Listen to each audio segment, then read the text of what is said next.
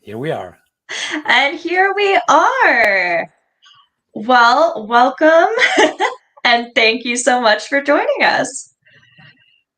Oh dear, there's an echo. Is there? I think it might be Alberto. Alberto, put the microphone muted. I think we did test this before. Is this any better? Is it still echoing? I don't hear it, so I think we're good. But hey, these are like technical problems because we are not usually doing streams. Anyway, I am Tommaso, creative director of the World Anvil. With me, it's evening here, so I would say this evening, but probably it's some other time of the day. Wherever you are, we have Alberto Tronchi, the author of Valraven, Broken Tales, Lost Stories, many other games that you will hear about in the future. And then has introduced us Emily, one of the Hello. hosts of Kritfayle, an actual play podcast that has covered some of our games, among others. And then we also have Ghost, another of the members of Kritfayle. They graciously decided to join us to help us speak to an international audience. So one thing we're going to do this evening, or whatever time of the day it is, today, I think that would be the best way to put it, is that we're going to speak English for most of the stream. Alberto does speak some English, but is very shy. So what we're going to do is that whenever we have a question for him, he will reply in Italian, and then I will try to do a brief translation. Hopefully, it is watchable. We don't know about it, but we hope it will be. How do we want to start? I think we are here to talk about Valraven, the Chronicles of Blood and Iron. I can do a little introduction before I leave the microphone to someone else. This was a game that came out in Italian in 2020, I want to say. I need to check. I have the book over there.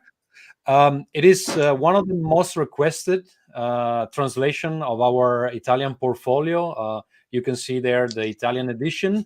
Alberto, if you can turn it on the side, we can show that it has the golden edges. Turn it on the side. No. Show the pages on the side. The other side. Yes, exactly. I wanted to show that. It has the golden pages. That is the core book. Is the English edition is going to look very similar to that, at least for the core book.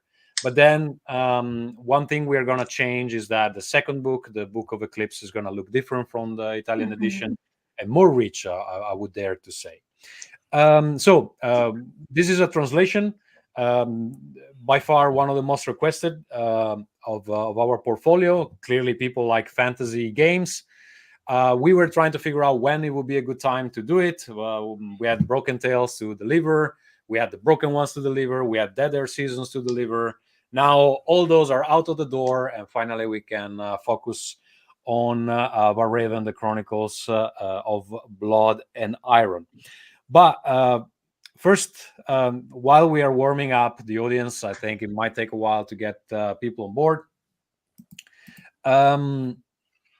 I just want to ask to the kind people of Kritfayle, you had the chance to try Valraven a bit before the others. I shared a quick start with you before it was even published.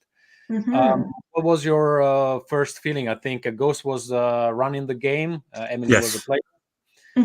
There were other two players from your podcast. How did you feel compared to other fantasy games? What was your impression? Oh, well, one thing that we definitely noticed as compared to other fantasy games, we really like the Monad Echo rule set. We've played Broken Tales, which uses the same one, and we found that it made it really nice and streamlined for a fantasy game compared to some others. They can get very complicated. It almost feels like it gets bogged down in a lot of rules and details. So that was something we really appreciated, it, or at least I did from a player point of view. Ghost can talk about the one running the game. Yeah, I think aesthetically it was a bit darker than I was used to. I mean, a lot of fantasy games that came out, they're very high fantasy, high magic, very shiny armor.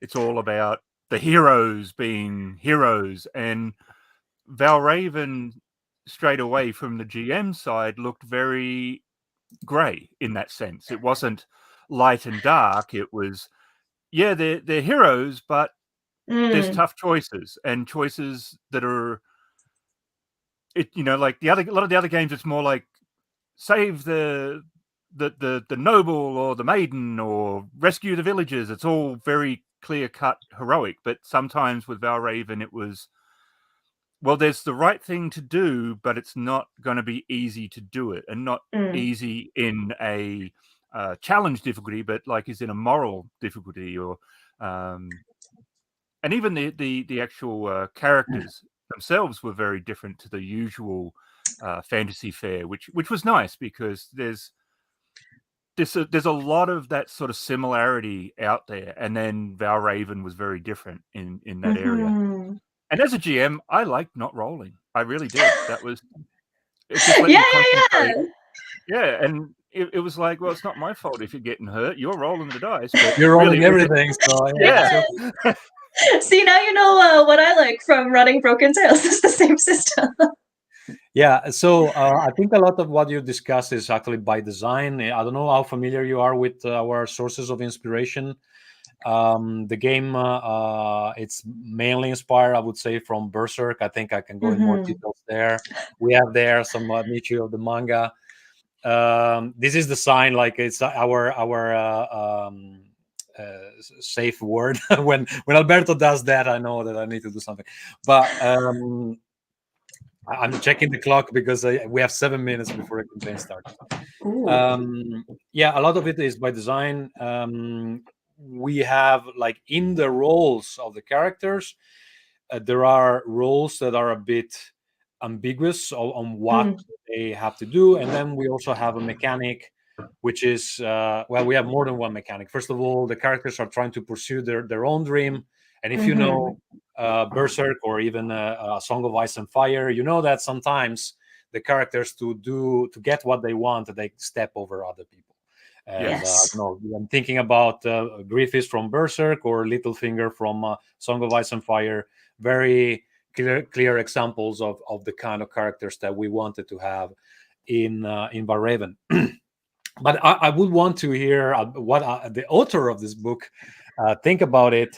Alberto, did you follow the discussion? Can you comment on why Valraven is a bit gray? So just a reminder, if you just tuned in, Alberto's going to speak very briefly, because he's not a brief man, in Italian, and then I'm trying to translate.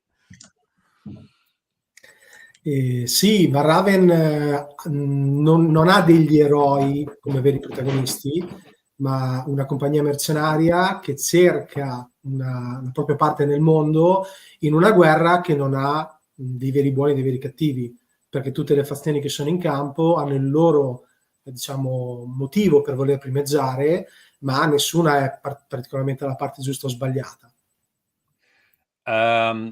Okay, so very briefly, because I was distracted, I see we have already some comments, and yes. I'm gonna address them as soon as possible. What Alberto was saying is that it's set in a world where there are various factions, and none of them is like, oh, we are the good guys, we are the bad guys. They have, like, their own goals, and they need to do what they need to do to get them. Then that said, that there are some factions that are worse than others.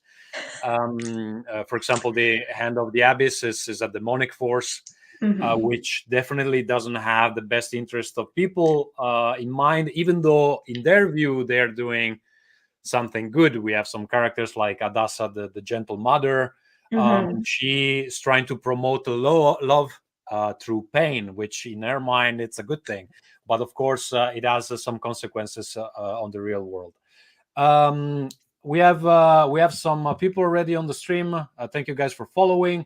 Kevin Scard is saying, late to the Word Anvil party. I think I can put it on screen. But glad I found you awesome games. Thank you, Kevin.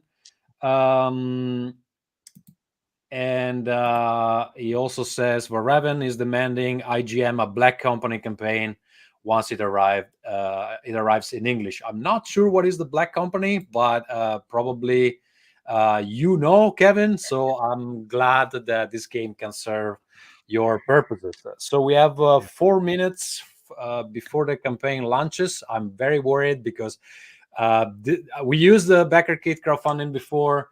It was perfectly fine, but it didn't have this launch party feature before. And it is supposed to launch the campaign automatically. I don't trust technology. So I'm very old. So I'm keeping an eye on things to see if it actually happens as expected. Then we have Giorgio Catenacci, one of the moderator on our Discord, which I think I can actually put on screen. Of course, I didn't prepare the ticker for that, but I can put this, ask us questions. Oh. Alberto, do you want to say something? Ciao, Giorgio. Okay. And then we have Dimitri, also a member of our community. He hasn't been around very much, but I'm glad to see that you're here now.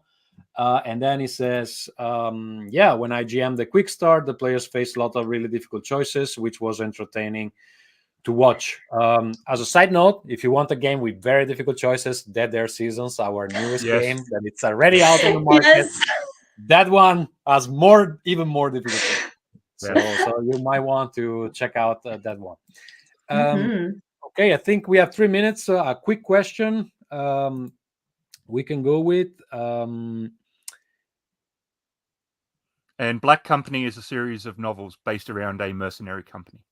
Okay. That's why we invite people of culture to our streams. Thank you, Ghost.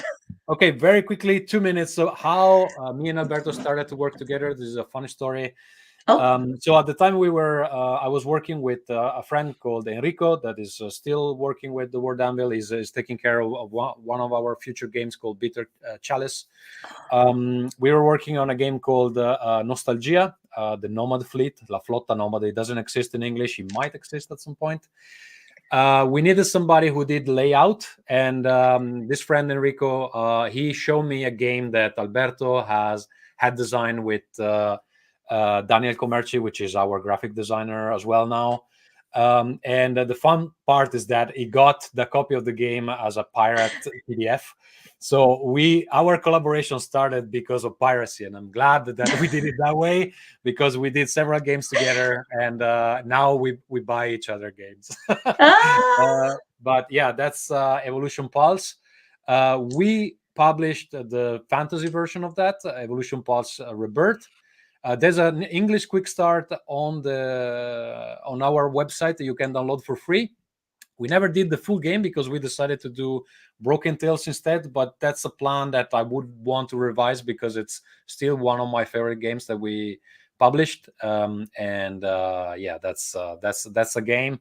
It's I'm not gonna go into details now. Today is about Valraven, but I think if you want to understand something more about that game, there's a free quick start on our website. And I know that when we launch campaigns, our website orders start to explode. So everything happens at the same time because people start to check out the games. Okay, we have more people. There's, I think, some fan of Kritfayle. Yes, we know Kelly. Kelly is a friend of Kritfayle. Okay, and then Kevin is also telling me what the Black Company is. Clearly, I am at the least informed here. I didn't know either. Okay, but thank you, Kevin, for the reference. I definitely take a look now. I have to. Yeah, they're quite good. They're quite good. Okay, it's time in my book. So, would you guys do something while I check if everything is happening as it should? Yeah, it looks it's online, but let me check on a page where I'm not logged in just to make sure. It is, and there's we already have 3 backers. Dance, says Kelly. Awesome. Kelly says to dance. I think we're gonna be good. Yep, perfect. There's a thing on Backerkit called the Backer Train. if you jump in before 10 minutes from the last backer, you're also jumping on the backer train, which serves absolutely no purpose, but it's fun. So you should do it. Please give us your money. We need it. It makes you very cool if you join the backer train. That's what it does. Okay, we have another comment. Only found out about your whole deal yesterday. This is Tina, and was blown away by just a glimpse of the system. How I don't know heard of you before. I don't know. Like this is what I wonder all the time. I'm the marketing guy as well, so I'm also wondering why people haven't heard about us. Actually, you might have heard about at least Broken Tales. It was an Emmy nominee. We went close to get Product of the Year, which was amazing to be honest, for our first game in English. Absolutely. But anyway, we have many more games with this system, and in this campaign, we are also selling the SRD, the printed SRD of the system that you can use to make your own games. And actually, I have it here, and I can show it to you.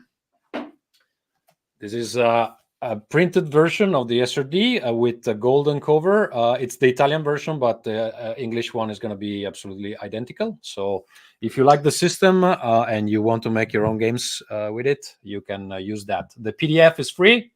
If you want the printed version, we'll provide it to you for a little fee. Okay, Kevin, thanks so much. Have fun at work. Kevin needs to go to work. Thank you, Kevin, for showing up. I hope that you can see the rest of the show later. And then we have someone who wanted to let us know that they backed. Thank you very much, the Nadas. Okay, so this is online now. I still need 30 seconds to publish something. So Ghost, do you want to take it from here and tell us a funny story about something? Well, take it away. I have to say, as we've been talking about the Monad Echo, I have to say I was very impressed with it as both a GM and a player. We like rules light systems as Kritfayle. We've always liked character and story over mechanics. We like to have mechanics, but not high crunch. So we've always leaned into those games that have lighter mechanics. But the good thing about the Monad ecosystem was I have not found as a player or GM any time I really felt it was lacking by not having more and more rules. It always did everything that it needed to do exactly as it was meant to do it, and fast, which is something I really appreciate. When you're trying to tell a story, either as a player or a GM, getting pulled out of that moment of trying to do that bad community acting that we so often do in role-playing games, to have to look at rules and understand rules and check rules, it can be hard to get back to that moment, especially if it was a moment of emotional distress or something like, or a difficult choice, which is what a lot of your games have. So having that, just being able to, okay, give me a roll. What are you doing? How are you doing it? And then, boom, successful failure. You know, and the fact I suspected that thing that was vibrating. I don't know whose phone was that. It was the Discord notification. It was my phone. Me sending Discord. Sorry, I didn't. No, I'm sorry.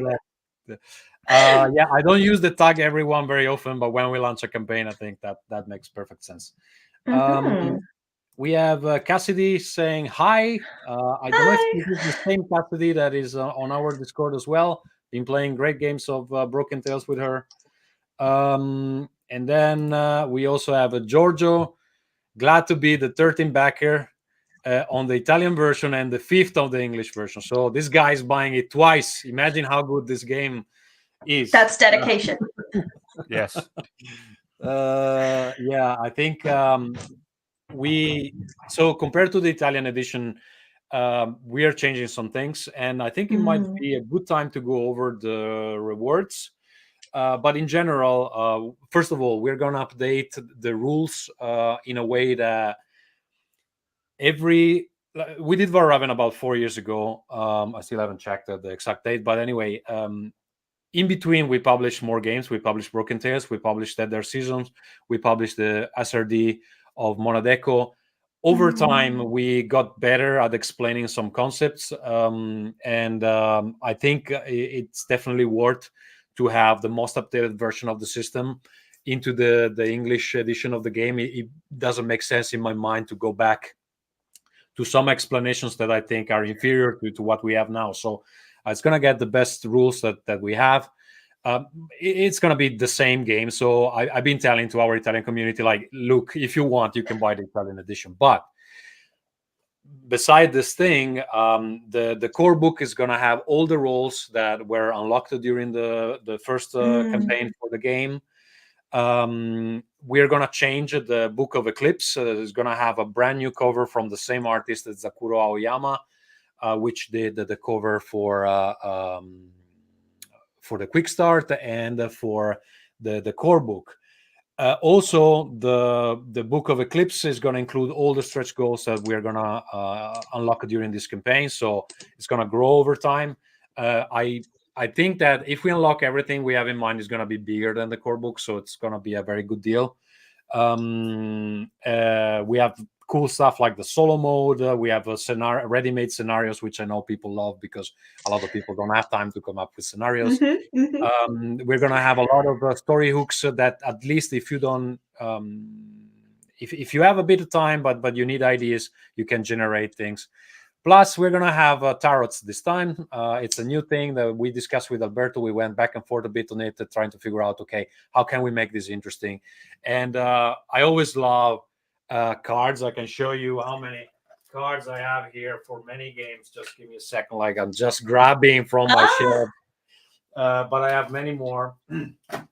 And there was the opportunity to do something with Valraven and to make it useful for the whole table. So it's something that both the MC, the master of Chronicles, and the players can use to determine different things. So we have the full description in the campaign, but you can generate basically outcomes and what this faction is doing, what is the background of my character. Maybe Alberto has a bit more insight since he's writing the whole thing. Do you want to explain very briefly what the tarots are useful for? Ok, sì, i tarocchi sono un sistema di generazione di vari spunti di gioco, anche per la creazione dei personaggi, daranno delle informazioni utili, per la gestione dei personaggi della compagnia, cioè i PNG che si muovono intorno ai personaggi principali, e più in generale potranno servire di ispirazione per il maestro delle cronache per creare le stagioni, quindi i pericoli da affrontare, le battaglie, eventuali PNG, caratterizzazioni di luoghi come le caratteristiche principali dei campi di battaglia e altro. Okay, so not only you can use it to generate like story hooks, but it's also like on the GM side that you can use it to characterize the seasons of the game, which is a concept that, we go over the campaign a bit, but basically the game is going to be divided into 4 seasons. They're not the seasons like spring and summer and winter, etc. They can be, but they are not. They are seasons of like how your war campaign is going, and they are divided into the season of blood, the season of iron, the season of poison. Like, these translations are just tentative, but we need to think about it if there's a better way. And the season of destiny. So in the first one, the company, the mercenary company, makes moves towards the final goal. For example, if there's a siege of a city, during this season, you organize the siege. You get to the place where the siege takes place, and the adventures take place in that part. In the season of iron, it's where the final outcome of the war campaign takes place. So if it is a siege, is actually when the siege happens or the siege explodes or people try to enter the city or something like that. So the final confrontation of that specific war scenario. And then we have more introspective seasons, like the season of poison. It could be the season of the viper, season of the snake. I don't know. We need to think about it. where there are all the political drama, court visits, talking with the nobles, backstabbing people, betrayal, blah blah blah. If you've seen Game of Thrones, you know exactly what I'm talking about. And then we have one final season, the Season of Destiny, which zooms in into the characters and allows them to pursue their own dream, expand the bonds they have with other characters, explore them, and maybe change them because something goes on and something goes down. And then in theory, the cycle starts again from the beginning. It's like you don't have to do it this way, but it's a nice structure to give all aspects of this mercenary company. So from a zoomed out perspective where they are involved in some kind of war scenario, to the personal part of their relationships between them. So that's the thing. Yeah, somebody's pointing out that we are gonna get also some nice in this campaign. There are some nice add-ons. We're gonna have a printed version of Ruin, which is a hack for Monad Echo SRD to play in the vein of Darkest Dungeon. I have a printed version here. It's very nice. Yeah, now my camera doesn't want to show it. But yes, it's well, you can't see it now. It's on this nice yellowish antiqued, I don't know if you can use that word, paper. So yeah, if you like, this is also a free PDF on our website, but if you want it printed, we will do that as well. Some people were asking, can I get a printed version? I think you just saw my curtains. Yeah, so it's gonna be an add-on of this campaign. So if you want to order it now is the time. Cassidy is asking, do you move around freely between seasons, or is there an order to it? I think Alberto maybe wants to take this. Ok, le stagioni sono presentate in maniera conseguenziale: sangue, ferro, veleno e destini, ma in realtà il maestro delle cronache può ritornare a una stagione precedente se quello che è stato giocato non ha esplorato completamente ciò che la stagione presenta. Le due più collegate sono quella del sangue e quella del ferro, perché quella del sangue fa da antefatto allo scontro finale che avviene nella stagione del ferro. La stagione dei veleni serve per muovere le fazioni e i loro intrighi, quella dei destini invece per tirare le somme dei singoli personaggi. Sono le due più facili da riutilizzare anche fuori dal proprio ambito. Okay, so there is an order that we suggest, which is blood, iron, poison, and destiny. Simply because the season of blood is the preamble for the season of iron, which is the final showdown of that specific war scenario. But there's no reason not to have another season of blood after one season of iron, for example. If the master of Chronicles thinks that there's more things that need to be explored in that one. So yeah, you're free to use them as you want. This is just a structure we suggest to have a good Valraven campaign, but it's definitely not the only way to do it. And also, one thing I want to point out, if you play the quick start, which is freely available on the campaign right now, you know that you can play even one-shot missions pretty much if you prefer to play it that way. Of course, you're not gonna see some of the implications of being part of this big mercenary company, developing the bonds with your comrades, etc. But the game doesn't just work as a campaign, so you don't have to do a big war campaign if you don't want to, even though the game definitely can handle that. That's the thing. And then Nades is asking. Tommaso, una domanda che ci viene fatta: quanto durano le stagioni, il ciclo?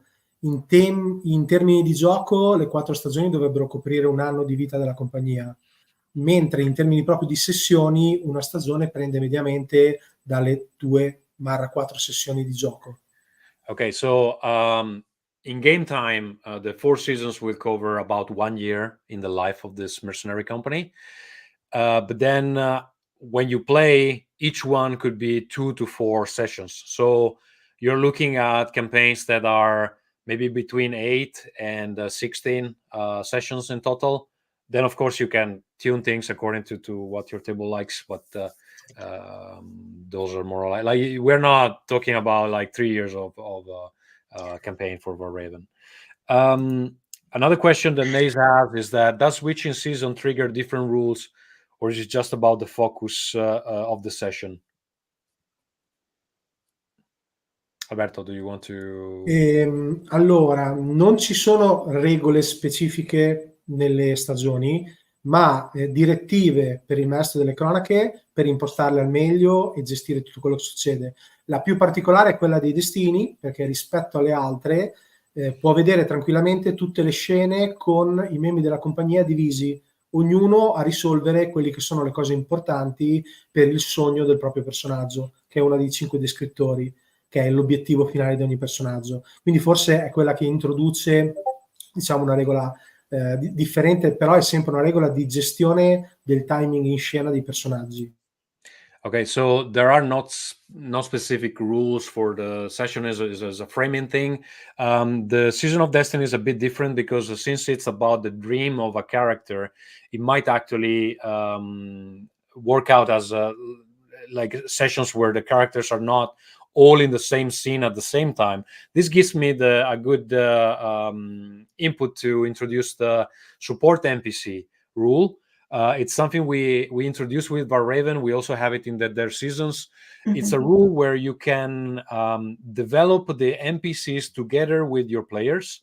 So when you introduce an NPC and they want to see more of this NPC in the game, you can start to ask each of them a question, and the questions are focusing on 3 aspects of the NPC.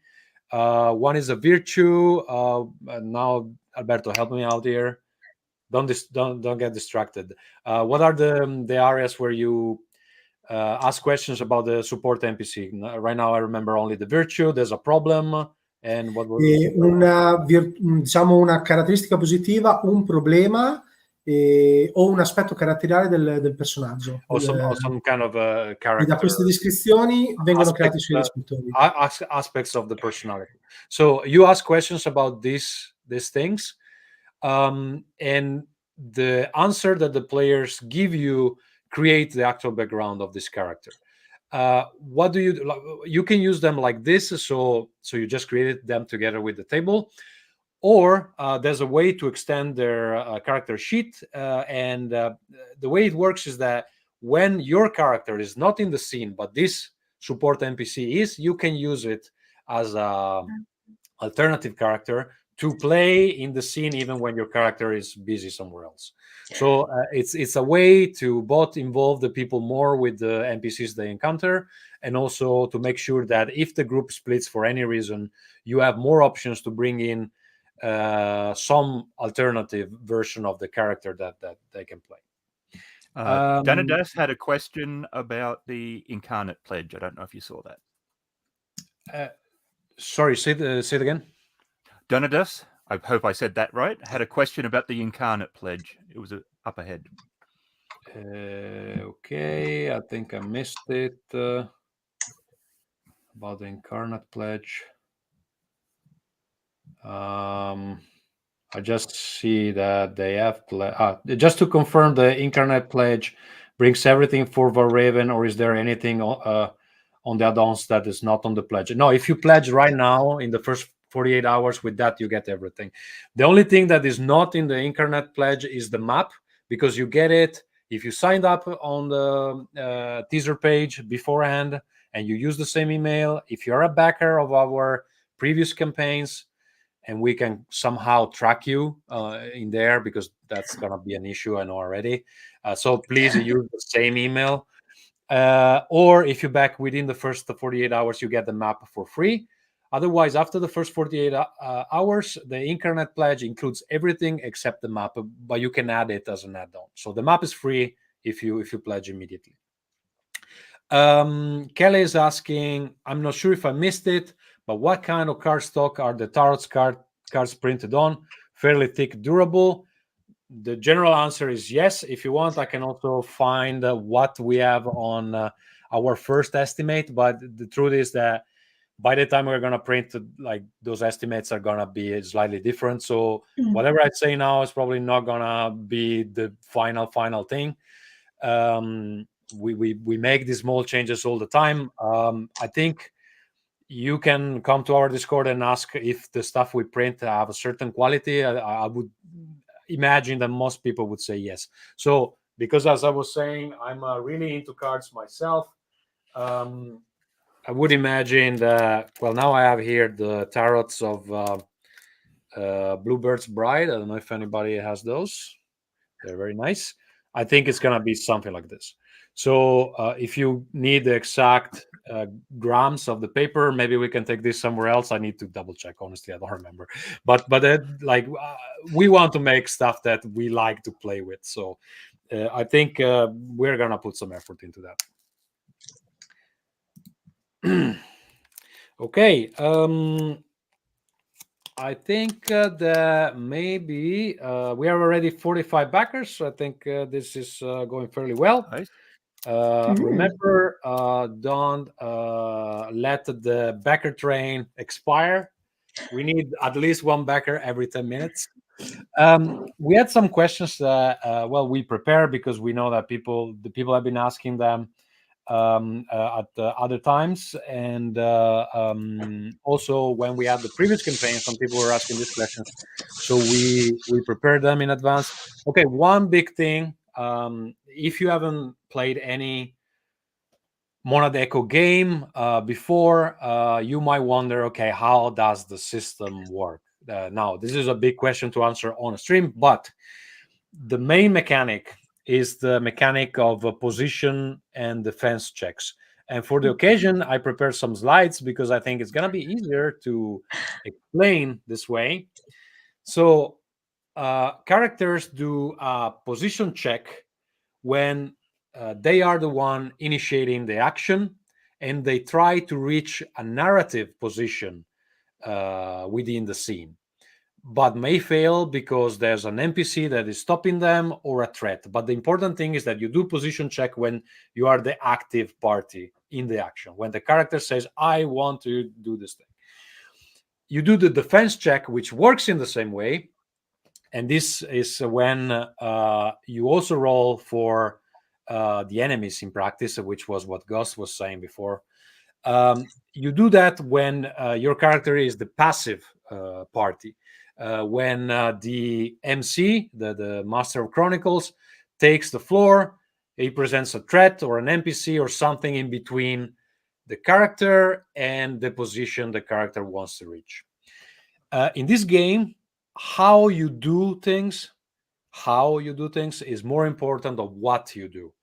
In this game, you don't say, I just hit the bandit. You need to tell me how you hit the bandit. What do you use to hit the bandit? What is your movement like?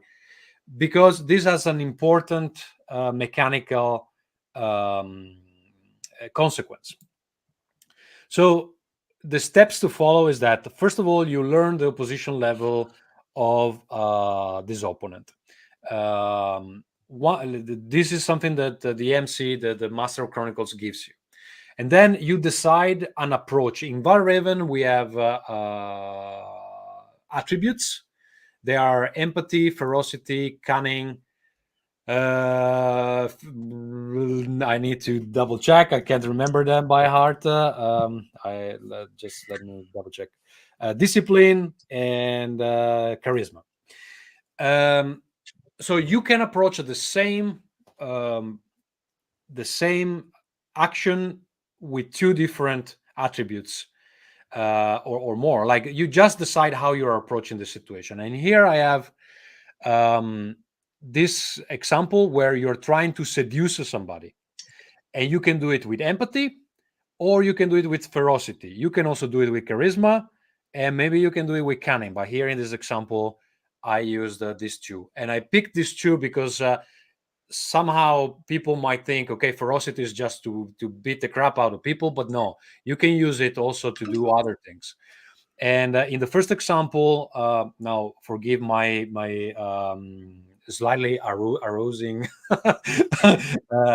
writing, but okay. So if you're trying to seduce somebody with empathy, for example, you can say, I sit quietly in the chair and let him open his heart about his dead son. It feels like he has so much pain bottled up. Pain is never shared with anyone before. When he's done, he and I are very close. And this is how you are trying to seduce this person with empathy, trying to get closer to them. Or you can do it with ferocity, and then completely different approach. I grab him by the belt and I slam him against the wall. I say, I saw how you were looking at me earlier today. As I start kissing his neck, I feel his resolve loosen. You can see very different description of what is happening in the scene. And then compared to other games where you learn how things went only afterwards, in this game, you are trying to aim to a certain outcome. And you will understand why in a moment. So you can pick between three. You can pick outcome with a cost, standard outcome, and outcome with an increment. I will explain them in a moment. Actually, I don't remember if I explained them later, so I explain them now.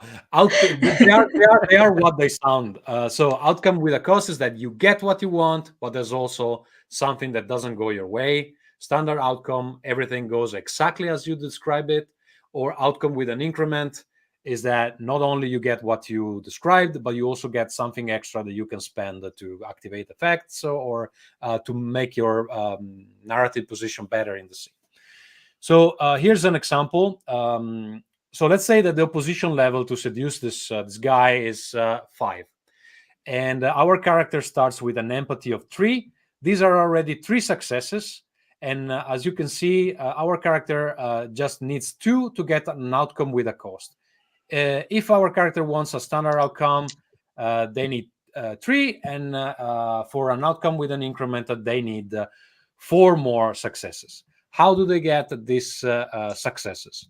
They can spend the soma, which is a finite resource the character have, and takes a long time to rebuild. They can do it when they rest, pretty much, or as an effect of certain gifts of other characters. And spending soma grants automatic successes. So every point of soma you spend is a success that you can put down on this track. Or you can roll standard die, and all the results on the die that are not a 1 are counted as a success. Now, if you understand math a bit, it means that the more dice you roll, the easiest it is for you to get a 1. And if you get even a single 1, the whole action fails. Now, I have some examples here, so it's easier to see. So if our character starts from empathy 3 and spends 2 soma, can get to an outcome with a cost with absolutely no risk. Spends the point, gets the outcome with a cost. That's it. There's no roll, nothing. The MC just proceeds describing what is the outcome and what is the cost that the character has to pay. Or let's say that our character wants to spend 2 soma, but also roll 1 die because they're aiming at a standard outcome. So there's a bit of risk here, because if this die gets a 1 it rolls a 1, then the whole action will fail, and our character also will lose the soma. So you start to understand that there's a risk and reward mechanic here at play.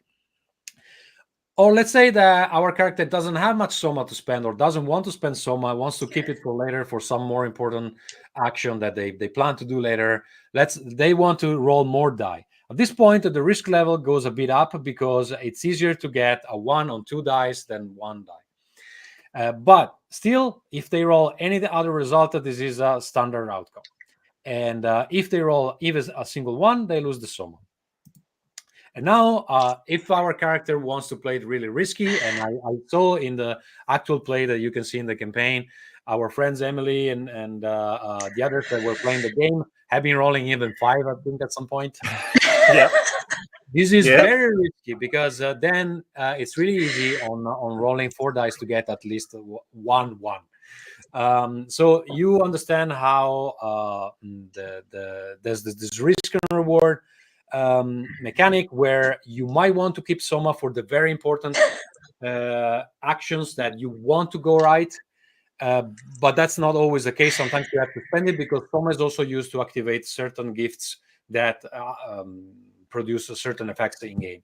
So the dice are free. The more you roll, the easier it is for you to fail the whole thing. There's an extra complication that I left at the end because the standard die is not the only one we have. If you see in the campaign, we are offering the official dice that are a bit easier to read, but you can play with normal D6. We also have two more kind of dice. There's the drawback die that fails when it rolls 1 or 2, which makes it very problematic. You can't remove it. Once you have to roll it, you have to roll it. There's no way to get rid of it. Or then we have the advantage die that doesn't fail with a 1.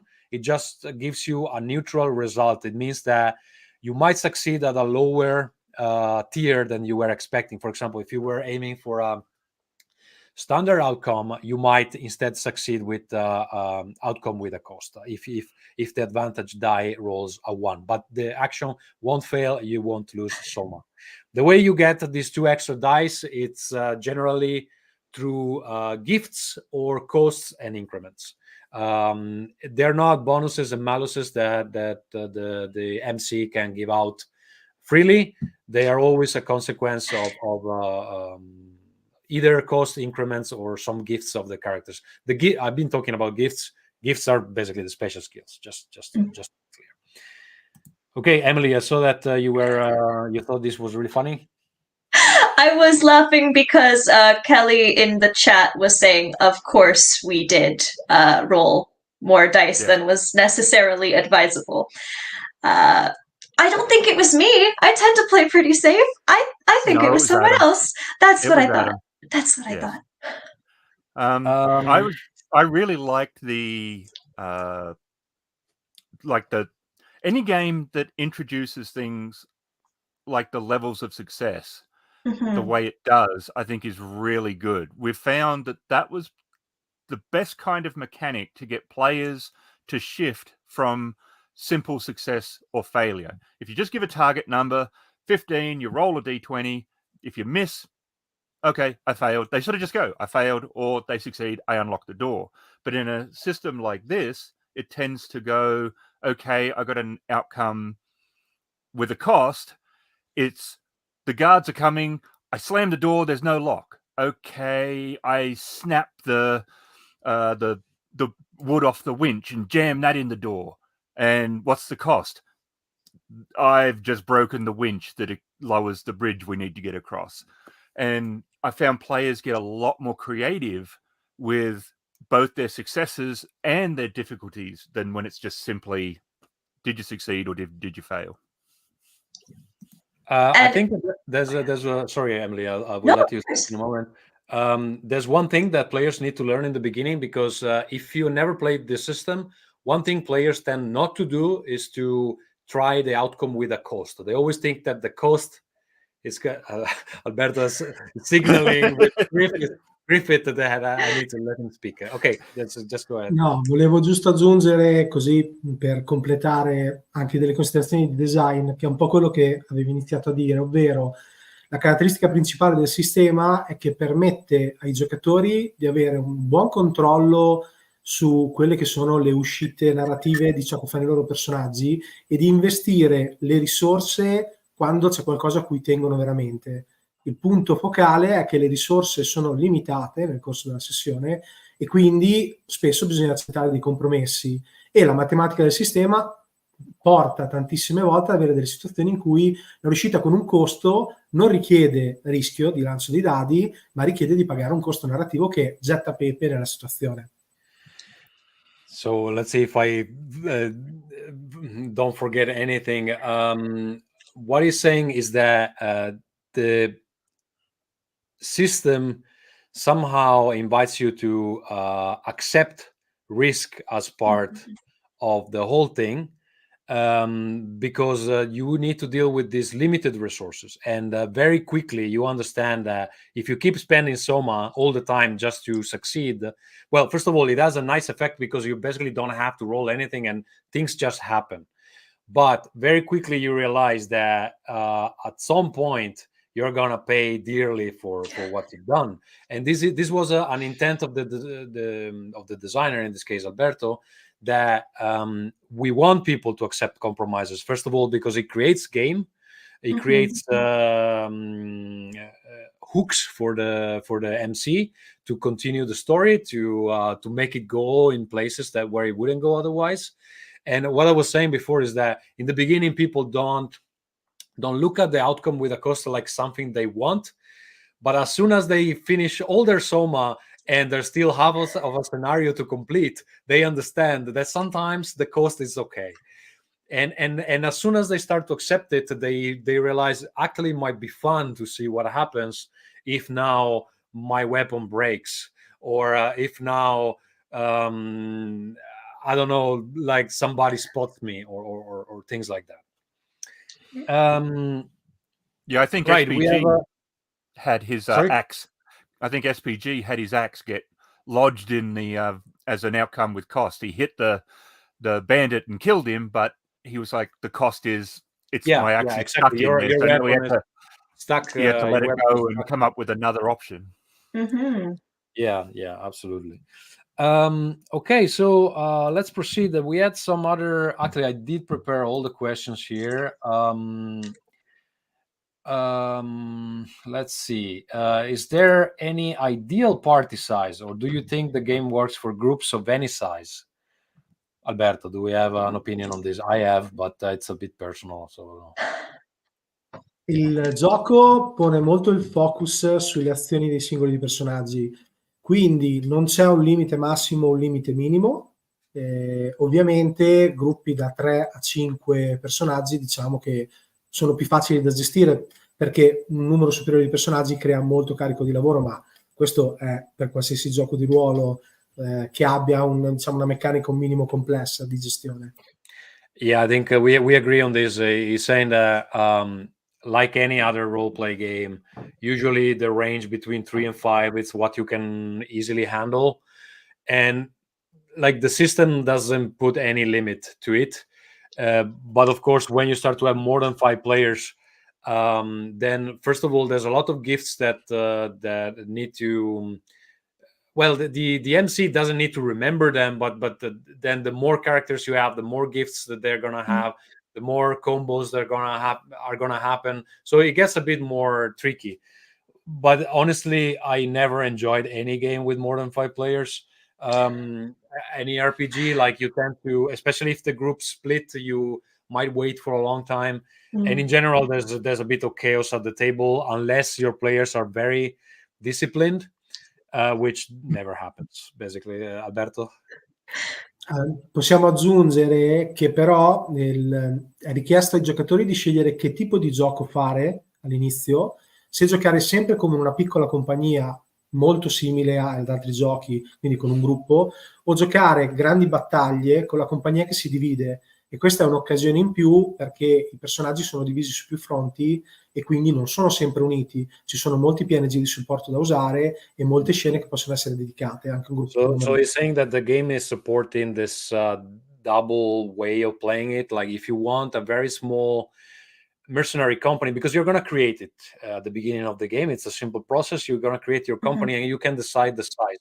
So if it's a really small one, then it's a more traditional kind of gameplay. Otherwise, if you are part of a bigger one, it's more likely that your characters are going to split in groups more often. Maybe somebody has to go on the front line, somebody has to infiltrate a castle or something like that.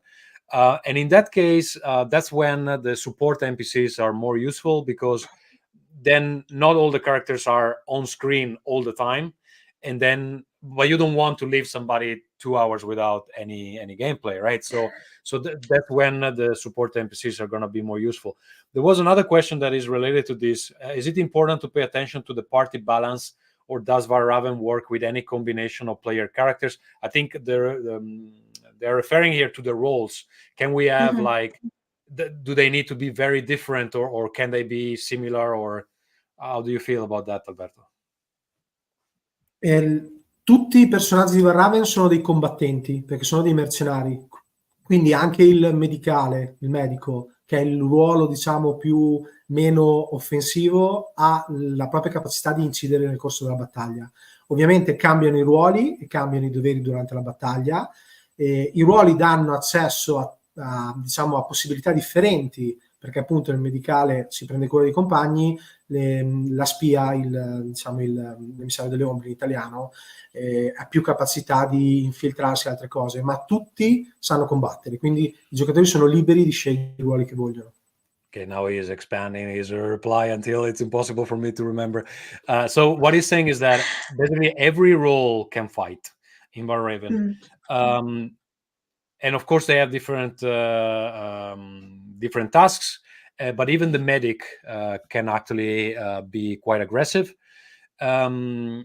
So what was the other thing you were saying? I forgot.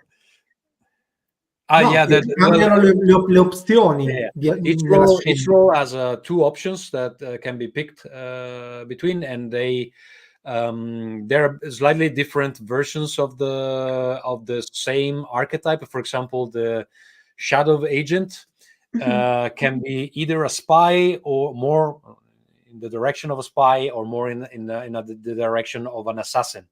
And the medic can be now I can't remember by heart, but it's like one is the one that tries to fix the companions, and the other one is the one that knows how to hurt the enemy using anatomy, pretty much. Okay. So you can have these different combinations, and I think the question was more like, can I have 2 medics in the same group? Technically, yes. I think you will get a better experience if you have each one has a different role, because some of these roles combo between them. For example, the lieutenant has a lot of support gifts, and if you have probably, I don't know if you can have 2 lieutenants in a unit.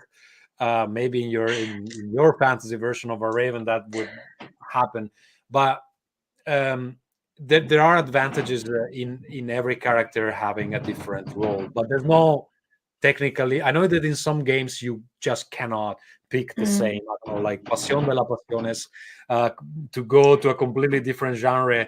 Every character is a specific archetype. This is not the rule here in Valraven. I think we even the children are murderous in Valraven. Yeah. Hey. Veska. Hey. Okay, then we have a comment just from Kelly. It's the cost of actions for actions that appeals to me. I've been playing tabletop RPGs for many years, but the mechanic is newish for me, and I'm looking forward to using it much more. It helps storytelling so much. Completely unrelated to Valraven, this morning I went to the gym to prepare for the campaign. I was listening the session 0 of another game, the Wild Sea. It's a good game, so you should get it. And it's funny because the players were creating their own flying ship, and they were taking all the options that would create them enormous problems in the future, because clearly they could see that having a ship that is gonna definitely explode at some point, it's gonna be fun even before it happens in game. So I think Valraven is a bit in that vein, where troubles, it's always good for a fun game, and we are definitely leaning on that. And I think that it's in the roles, it's in the checks rules, it's in the path of perdition. We haven't discussed that at all. It's a special rule for Valraven that tries to mimic certain vibes that we have from, for example, the manga Berserk, where the main character Guts sometimes loses control, goes into this really ugly place inside himself, and cannot come out of it unscathed. Alberto, do you want to explain how the Path to Perdition works? La via della perdizione permette ai personaggi di diventare sempre più potenti, ma mettendo in gioco una parte di se stessi. ed è in realtà l'unico modo che c'è nel gioco per perdere il proprio personaggio e compiere il quarto passo, perché una delle cose meccaniche chiave della via della perdizione è ignorare il dolore e le ferite per andare avanti, diventando sempre più oscuri. It's funny because when you talk, I'm not listening, so it's really hard for me to translate now. I'm just checking the comments, too many things. So he's saying that the path to perdition is that it's a way to avoid wounds, but somehow, I don't know what you said, so I'm just going to improvise, take out like an ugly part of yourself and an ugly aspect of your personality. It becomes a descriptor. You have to play it in game. It's additional to what your character has, and you can do this 4 times. And every we call it stage in English. In Italian, is step, but there were too many steps during the translation, so we changed it into stages. Every stage it gets a bit worse. We like if you download the quick start, there's some examples there. Actually, I have it here. I can show some example. We have, for example, Amethyst, the scholar. It's one of the characters. At stage 1, she has this thing that she always wants to earn something. So from that point on, she's starting to have this interest also in whatever she does. And the second one is the end always justifies the means. So she becomes a bit less thoughtful. The third step is stepping on others to get to the goal. So she starts not to care about even her companions. And then the last stage is everything is a means to victory. Friend or foe, there is no difference. So she becomes this really ugly person that the group has to deal with because she's still in the group at that point, because she is not wounded. She's just very ugly inside. And then it's a problem that the group has to manage. So there is that, Alberto. Aggiungiamo che l'unico modo che hanno i personaggi per progredire di potere è compiere i passi, quindi c'è un circolo virtuoso nel portare fuori la parte dark dei personaggi. Yeah, there's this interesting mechanic where the only way you have to get stronger is to go down this path of perdition and then hopefully coming back. So there is this gameplay loop where you kind of have to do that to become stronger. So it's like real life, right? So that's that. We have a question from Andrea. Do you need to roll for every small action in the game, or can I do a whole task or scene with a single roll? Alberto?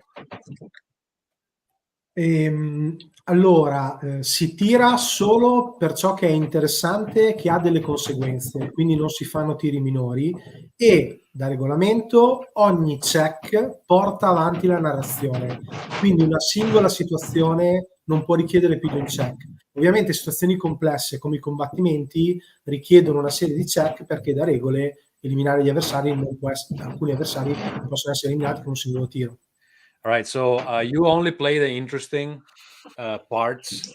Sorry, you only do checks for what's interesting. If something is not interesting, you just narrate it. And also, there's one thing that Alberto hasn't said, that if you're the descriptors of your characters, they detail what their character is good at and bad at. So if one of them kind of guarantee that you can do something, that you don't have to do checks at all, while maybe your companions for the same action they might have to do it. Also, one check always progresses the current situation. So in general, you do one check per interesting situation and the story continues, so it never stays where it is. Of course, there's like in a complex situation, not complicated, complex situation like combat, you might have to do more checks, most likely, because then there might be different enemies, they might be attacking. But he's asking, like, can you resolve one scene with one check? Probably not, unless the rest of the scene has been just narrating things and you have a check at the end. You're gonna do some checks during the game, But when we talk about checks, remember that sometimes you don't have to do them because your descriptors are guaranteeing that you are good at that, and then you don't need to check anything. You just do it. So that's the thing. Naze is asking, Broken Tales had rules to break a fairy tale, that their seasons provide sectors to help the players build their surroundings. How does Valraven provide the background? Is it more detailed? I don't know what he means with the background, but it's. I think that the answer here would be that you build your own mercenary company. It's perhaps a less complex than breaking a fairy tale or creating a sector in their seasons, but you still decide the details about your mercenary company and, of course, the political leaning of the mercenary company. Anything to add? No. Yes. Ricordiamo che la creazione dei personaggi affronta 5 passaggi che dettagliano il ruolo, l'oscuro passato, cioè quello che c'era prima, il carattere, l'arte della guerra e il sogno. Quindi anche questo contribuisce a creare. Yeah, so when you create a character, there are 5 background steps, if that's what you meant. They detail your dark past, your character. What are the other your art of war, how you fight, your role, and your dream. So that's how the development of the character proceeds. In the quick start, we only show 3 of them, but there are actually 5 in the final version of the game. Can a character return back from a stage it took in perdition? Yes, you can turn back when you rest, when you have time to think about it, and make amend to the others. So, Tommaso, in realtà se fai l'ultimo passo il personaggio è perso. Puoi decidere di rompere il tuo sogno per andare avanti, ma a quel punto non avrai mai un fine. Diciamo, so Alberto reminds me that actually if you do all the steps, if you go down the 4th step, then your character is basically broken, and the only way you have to, so it becomes, you have to retire it somehow. Like he's just this person that doesn't even care about what he cared about before, and probably very hard to handle for the company. You can make the character survive if he breaks also his dream. And then at that point he becomes this super broken person. But yeah, you know, there's a point where you think like, okay, maybe I play something else now. But yeah, so it's a balance. You have to go down that line, but you cannot push it too far, otherwise you can never come back. So there's that thing. Yeah. Emily. So I have a question about that. If you can revert from a stage in the path of perdition by resting, making amends, is that, say you're at stage 3 and you rest, would you go all the way back to the beginning, or do you only revert back 1 step? Alla fine di ogni stagione la via della perdizione viene resettata in un certo senso, cioè il riposo fra una stagione all'altra permette al personaggio di ritornare in sé. So at the end of every season, the whole track of the Path of Perdition is reset, and the character comes back to their senses. I'm trying to deactivate this question, but it's there forever. Oh, there you go. Okay. So yeah, you can come back at the end of a season. That's why also one season should last a couple of sessions at least. So you have this threat over you that you need to handle this Path of Perdition a bit. Okay, so one thing that is being funded with this Backerkit is the Book of Eclipse. What does that add to the game, and how would you describe it? So we have a great description in the campaign, so you can read all the details there. But there's going to be 4 sections to the Book of Eclipse. First of all, there's one chapter where you'll be able to play on the side of the bad guys of the game, which are the Darokar invaders coming from the east somehow they were Russian sounding, but this was before. so I don't know, but yeah, so they are a bit Russian sounding. They're coming from the east to the continent of Valraven. They are trying to take over. And in the main game, you don't get to play as them. They are mostly a threat. But in the expansion, we have also rules and a lot more details on their lands, where they come from, their culture, etc. And then we also have rules to play as somebody who submitted to the hand of the abyss. Somehow influenced by demonic powers. So that's one chapter of the Book of Eclipse. Then we have the spirit world that details a lot more about magic. We have one role in the core book, the witch, that uses magic. We don't go to extreme details about magic in the core book. There's just what you need to play that specific role and not much else. In the other expansion, the Book of Eclipse, we explain more how the magic in Valraven works, and it's not D&D magic. Alberto, I see that you want to say something about this. Magia in Valraven è di stampo animistico, non classica come siamo abituati nei giochi di ruolo, quindi si parla di manipolazione degli elementi naturali, entrare in comunione con gli spiriti della natura e, nel caso della magia demoniaca, agire sulle percezioni e sulle emozioni delle persone. So it's more animistic compared to other games. It allows you to act on the elements, and when it comes to the demonic magic, it usually works with emotions and perceptions. So it's more a manipulative kind of magic. There's not exactly fireballs left and right in this game. It's a bit more subtle than that. Then another chapter we have in that book is the Calm Before the Storm, which gives a lot more details about the continent of Valraven, the kind of customs, significant events. If I remember correctly, in that chapter, we also have a generator of names and story hooks for every faction in the game. So very good stuff if you need ideas. And then this is something new for this campaign, the war chest.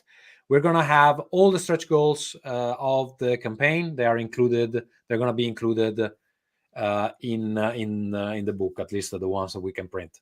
So yeah.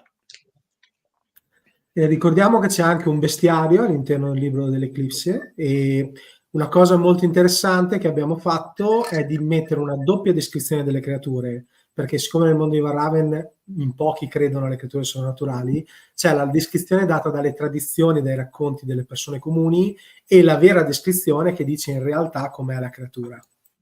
So there's also a bestiary. I completely forgot about that. There's also a bestiary, and we have a double description there because not many people believe in these strange creatures. So there's the actual description and what people believe about this creature. So you can use that in your game to use it in legends or rumors or whatever. And then there's the actual thing of what this creature actually is and what actually does. So that's a bit interesting. I don't think too many games do that. It was an interesting approach to the thing. We had one question about all the art we've seen looks amazing. How did you decide what art style to go with for the game? So there's many artists working on Valraven. Zakura Oyama is taking care of the covers. He's a Brazilian artist. Very difficult to work with, believe me. Very difficult to work with. He's almost unreachable. I have to go to great lengths to speak with him every time.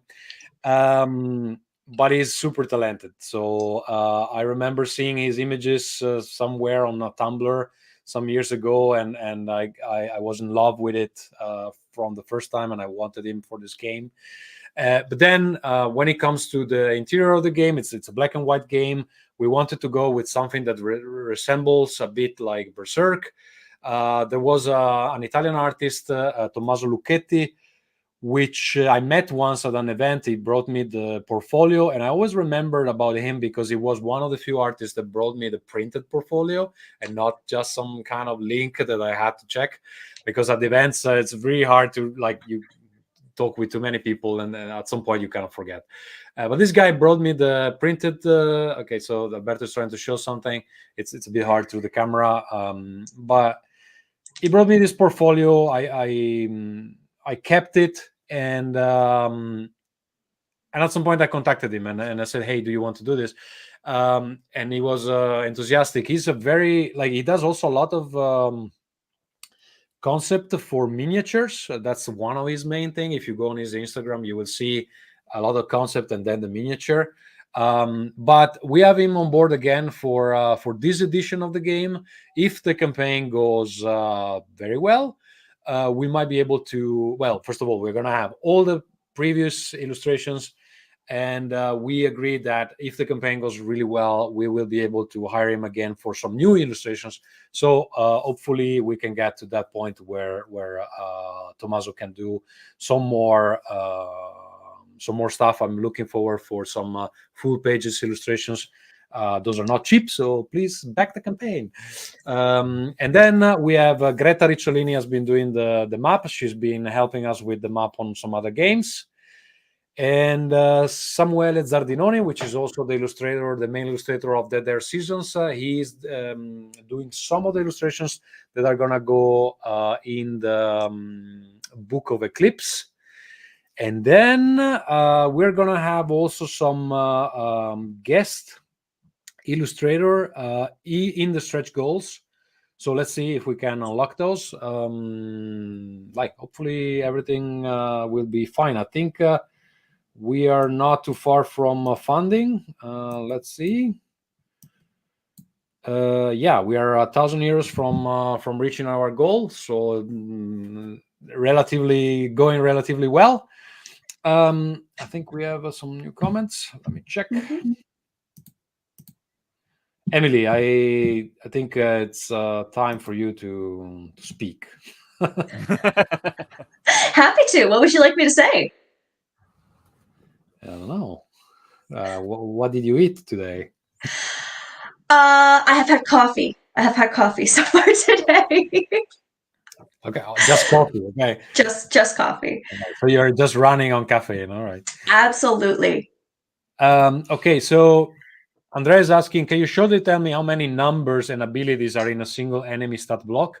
Yes, there's one number for enemies, which is the opposition level. And that's because once you have that number, you check the descriptors of the creature or the NPC, and according to what the character is doing, and that's why it's important that the players describe exactly how they explain this thing.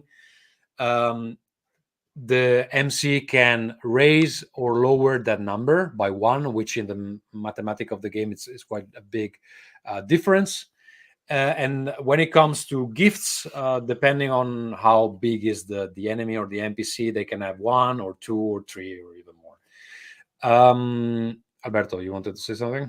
Sì, una cosa che è importante sottolineare, in tutti i giochi Monadeco è una mia fissa di permettere al GM di creare al volo PNG e situazioni senza dover lavorare troppo, e per questo, come dicevi te, un descrittore, un valore numerico, eventuali doni e basta. Come lo racconti, come lo vedono i giocatori, così è il personaggio. So the design idea here was that we want people to be able to create NPCs or creatures on the fly, and that's why one number does the job. We have this mechanic in all of our games. It works fairly well, even if you never tried a game with just one number, because that number is not everything about that character. The descriptors have an impact on how they behave, if that number can be raised or lowered, and the gifts have a huge impact on what they do in the game. So it's an easy way to create things on the fly. Yeah, I found it worked very well. It's very easy, and an example of like the descriptor is like a bandit descriptor might be you can raise the opposition level by 1 if they outnumber a character. So there's a lot of little things in the descriptors that can make it work very, very well, but it's quick. As a GM, it is really quick to remember to that the difference of one might be the difference between an outcome with a cost, so you have to accept a cost to succeed, or actually succeeding without any consequence. So what happens in the game in practice, it has a big impact just with these small changes in numbers. Grabby is asking, can you tell us in which way Berserk inspired you? Yes. My nickname on the internet since I was a teenager has always been Guts. So you can imagine that I was really into Berserk. And I've been into Berserk basically until I moved to another country where I live now. And it started to get super hard for me to get the comic. Also because I think at some point the manga kind of loses itself a bit. I really like the first maybe 150 chapters, and I think in total that they are 300 something. The first 120, 150, they are just perfect, and I love them. And I've been rereading it recently. I still think it holds up. Actually, there are some things that probably wouldn't fly today. It's a bit edgy in some parts. But in general, like it's so different from other mangas that it had a big impact. And once I've been talking with Alberto, he had like some small game. We always start with this small game bullshit, and then it becomes like this 7 books thing. He had something like a hack for something else, for Fate. What was that? Fate. An hack for Fate that was inspired by Berserk, and I said, "Hey, why don't we do the game?" And then we did it. And how it reflects on Valraven, of course, it's our own IP. Everything is new, but the feeling of Berserk is there because you have like the same kind of vibes in the battles. There's the Ehrenwald Empire, the Republic of Dormers. They are fighting this war. They don't even remember how it started. There's some kind of invader which that comes from another place and is kind of throwing, how do you say it? Throwing a spoke between your, how do you say it in English? When do you know what I mean? When throwing a wrench in the works, maybe, or maybe, yes. So there's the Holy Church of Light, which is also something that like there's a very strong religious aspect in Berserk as well. So we have those elements. It's our new lore, and I think Alberto's done a fantastic work. Like you're gonna be surprised about some of the things that happen there, so like the depth of some characters. I can't wait until you learn about the Virgin from the church, because it's one of my favorite things in the whole game. It's like this holy figure that they carry around, but it has a dark secret, of course. So yeah, you're gonna find that same vibe if you like Berserk. Ricordiamo anche che il background delle fazioni è creato e studiato per metterle una contro le altre in maniera incrociata, per cui indipendentemente da quello che farà la compagnia si ritroveranno per forza di cose a pestare i piedi a qualcuno. Yeah, so this is one of the reasons why I was kind of offering the map as an incentive for the campaign. It's going to be printed in the book, so you're going to have it one way or the other. But if you want it printed and to put it on the table, then you either entered in the campaign early or you add it as an add-on. So every faction, they are designed, even the shape of the continent is designed so that to whoever you pledge your alliance to, they're going to have an objective that is usually suggested on the map, that it's gonna annoy at least other 2 people. So it doesn't matter who you work for, wherever you need to go, you at least have 2 enemies. So, and this mechanic creates a lot of choices for the company. Like, are we trying to go this route or this other route? There's an example in the campaign just to show how that would work in practice. But it was a conscious design decision that you cannot do things without pissing off some of the other faction. and I think that's it creates a lot of gameplay. So that's why we like it. Emily, family moment in the playthrough. So I know when you were at your most desperate towards the end, like you didn't know anymore how to kill this. No. I'm okay. I'm gonna give two because one's a favorite for my character, and then the other is and maybe Ghost is gonna guess what I'm gonna say for one of them. I'm not sure. You can tell me after if you guessed. But for me personally, I was playing Zeska the Witch, and magic is not super common in Valraven. That's another way it's different from another fantasy game. You're not just going to run into magic users all over the place. So there was a scene where we met another witch, and for my character, I liked that quite a bit. Now, the other one, and I'm going to try not to spoil anything in the quick start too much, but we were ambushed by cult members, and we dispatched them. They had these tentacles made out of blood, and one of our players, who is not here, so he doesn't get to complain about me giving him trouble for this, he decided he wanted to take one of their tentacles with him so that we could later take it to the mercenary captain and show her as evidence of the fight that we had. He carried it with him to the final confrontation, where it was rather memorably used against him. So that was something. Perhaps Ghost can elaborate on how that happened from the mind of the Master of Chronicles, because it was fairly entertaining. Yeah, I think that was my favorite bit. He carried that damn thing with him everywhere he could from that first fight. So getting to finally make him pay for that, I found that quite amusing. It was definitely my favorite bit. I actually wanted to call the episode "A Man and His Tentacle." Okay, somebody's already asking, are there any plans for more supplements or adventures for Valraven? So we just launched the campaign like 1 hour ago. If we unlock everything, it's going to be about 500 pages of stuff. I think you're going to be fine for a while, but if this campaign goes well, now we're not going to do this version in Italian. At least that's not the plan. Let's see how the campaign goes. If it goes super well, maybe we have enough to do another print for a new Italian version. But in general, the game has been available in Italy for a while. My goal here was to bring the two editions more or less on par, so that if there's more requests for more Valraven, then maybe we could do in the future another campaign where we have some new expansion that we can offer in both languages. But it's a long stretch. Like we need to fund this campaign first. We're not that far, but we want to do much more than that.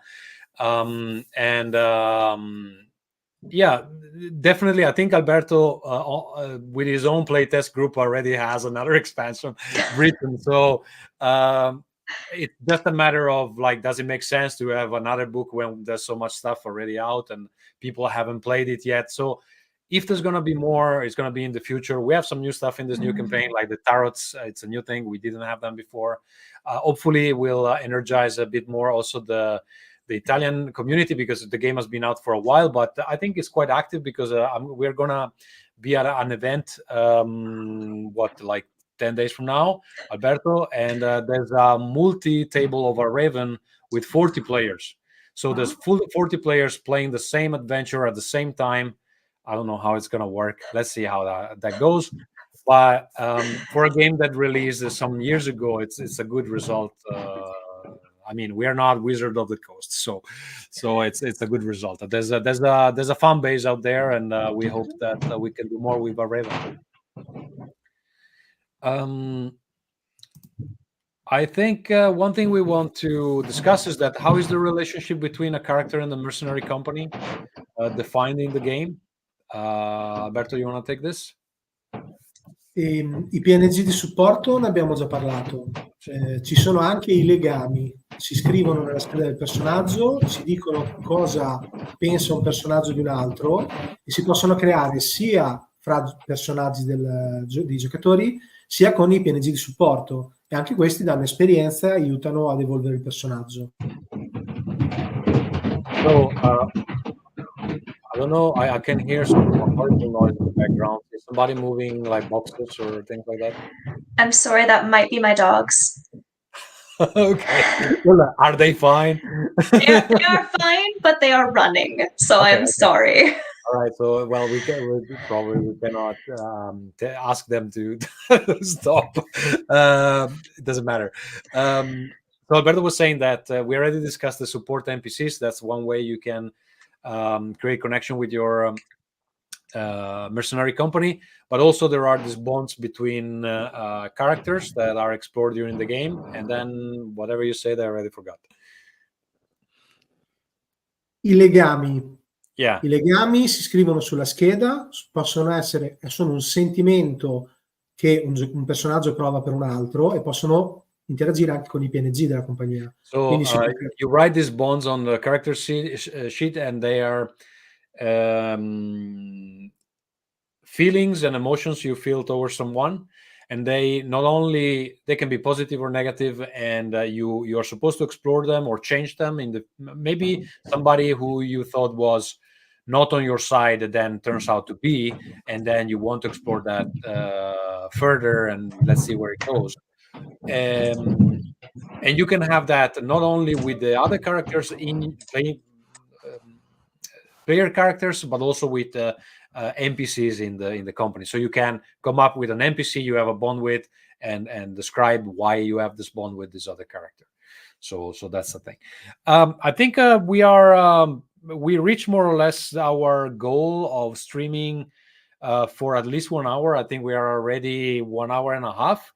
Are you guys okay for another 12 minutes or so? So we do until the half an hour, and then we are very close to funding, so I can maybe start sending out some updates. Does the company have its own sheet and descriptors? The short answer is yes. Alberto, you want to explain this a bit better?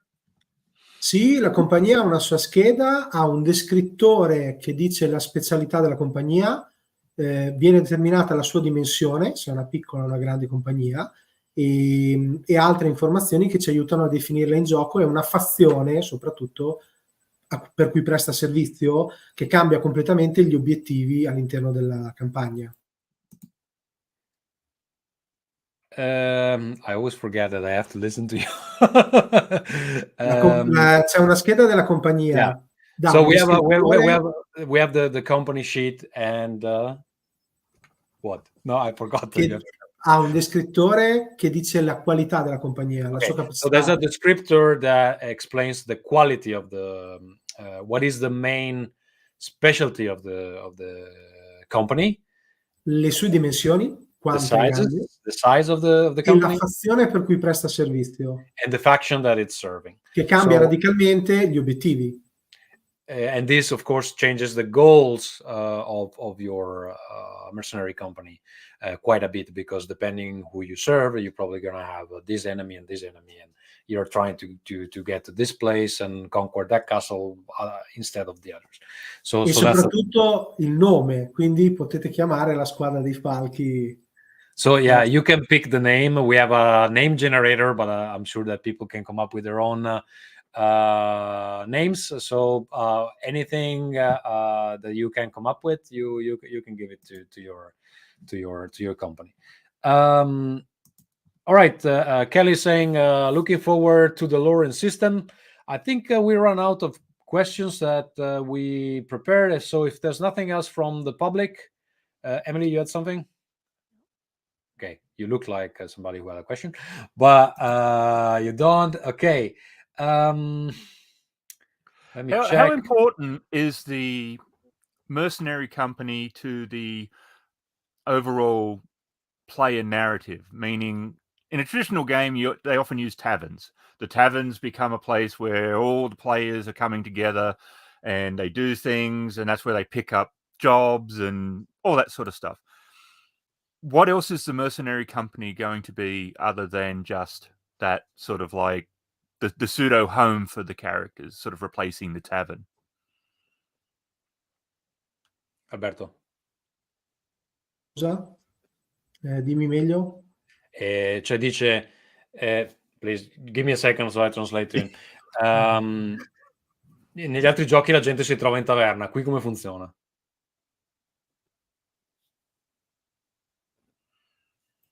Ok, sono andato giù di linea, mi sa. I think he is having some problems with the internet. Did you understand the question, Alberto, or not? No, I think we are experiencing technical problems. But okay, so the way it works is that, well, usually the mercenary companies are nomadic in nature. They move their encampment from side to side, and you start the game that in general you already know your comrades. And if you don't, probably you would be somebody that they find on the battlefield. You escaped from a city. You are one of the exiled from somewhere. So the dynamic is not, let's meet at the tavern and see which mage needs our help. It's more like, yeah, we are in a very bad situation, like coming back from the battlefield. On the way back, we are being ambushed, and that's how characters basically meet. But in general, I think Alberto is back with another tile. Coming back. Move you back where you were. So did you understand the question, Alberto? Like, can you repeat? No. Negli altri giochi la gente si trova in taverna, qui come si incontrano? E il gioco inizia che si fa già parte della compagnia, quindi non c'è una fase di introduzione. What I was saying, so you start that you're already part of the company, then you can tell the story of how you joined the company. This could be something that you detail in your bonds. For example, if you want a bond with another character, they can say, she was an orphan and we raised her and now she's my protégé or something like that. La compagnia è il mezzo per raccontare le storie dei personaggi. L'oscuro passato No, we are experiencing now. Italian internet. Internet is like, okay, guys, just stop this thing. What he's saying is that there's one of the descriptors that you have in the character is your dark past. So you can kind of detail where you come from. And then with that, somehow you can find your fit into the mercenary company. So hopefully that explains it. Okay, we have a couple more questions from the public. I don't know if I want to stop before we answer everybody. Guys, let me know if you need to go or if the internet of Alberto will support us 5 minutes more.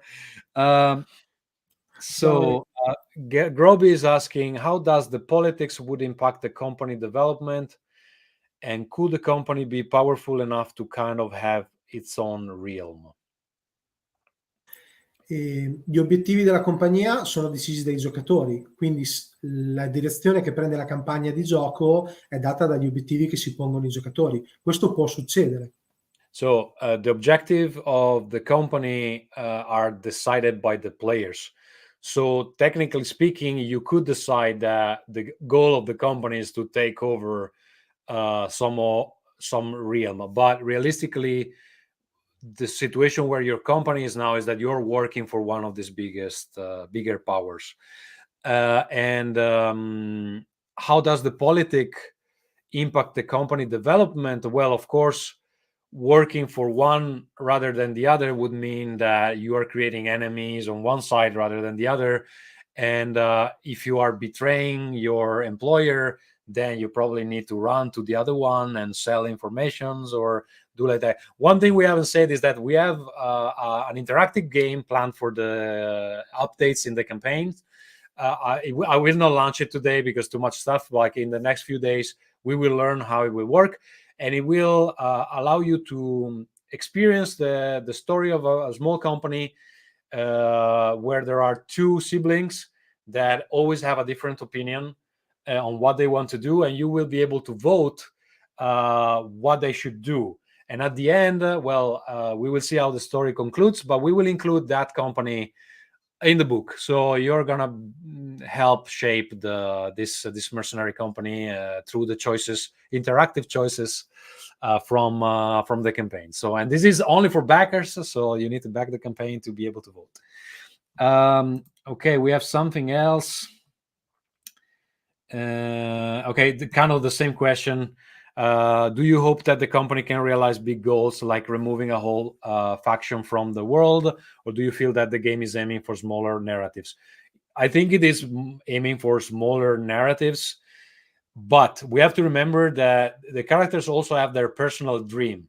And if you're familiar with Berserk, you know that one of the main characters, I don't think it's a spoiler after 25 years, Griffith is willing to sacrifice everybody of his friends, of the people he loves, to become somebody powerful. And this can absolutely happen in Valraven. So you can leave that kind of stories. Removing a whole faction would require a very big army, but there's nothing in the game that is stopping you from doing that. Ok. Può accadere molto presto, facendo tutti i passi nella via della perdizione, perché all'ultimo è il giocatore che descrive cosa succede. Quindi... So we also have a political statement. Griffith did nothing wrong. I think maybe this is a good place to wrap it up. I hope you enjoyed the stream. I hope that more people will see it afterwards. It's going to be available somewhere on the campaign and definitely on our YouTube channel. And also you can visit us on Discord. There's a link in the campaign. We are there always. We will be there today for a few hours more. It's evening here, so at some point I have to sleep, but I'll be around. Thank you very much to the guys of Kritfayle that very generously decided to help us and support us during the stream. I think this is a great moment for a plug of your Actual Play podcast. Where do people can find the games you play? So in a couple different places, if you go to Kritfayle.com, which is, if you see Kritfayle spelled in member of Kritfayle, that's exactly how you spell it. I feel you. I hear you very low now, Emily. Did you change something? I actually realized that my mic had been on a bad mic the entire time, and ideally switched it to the better one, but I guess now I'm too quiet. You're very low now. Okay, but Ghost, do you want to give the address so people can hear it? Yeah, so you can find us on YouTube under Kritfayle. Kelly very nicely put our spelling. We call it the Elvish spelling of Kritfayle. And anywhere you can get podcasts, Apple and Spotify and basically everywhere. And you can find the Valraven playthrough we did on the World Anvil Publishing's YouTube channel. Yes. And not only you can find these guys also playing our other games. So if you like their style, you can probably check out the Broken Tales. Yes. And also that there are seasons. I'm told that the campaign is funded. I haven't even realized. So that's great news. Excellent. And it's a great place to wrap it up. And from now on, I think I'll spend some time with the practicalities. Thank you for everybody who followed. And let's be in touch either on the campaign, on our Discord, wherever you can find us. Thank you very much. You guys don't do anything. Stay there. We'll talk in a moment. Bye. Thank you very much. See you soon. Bye.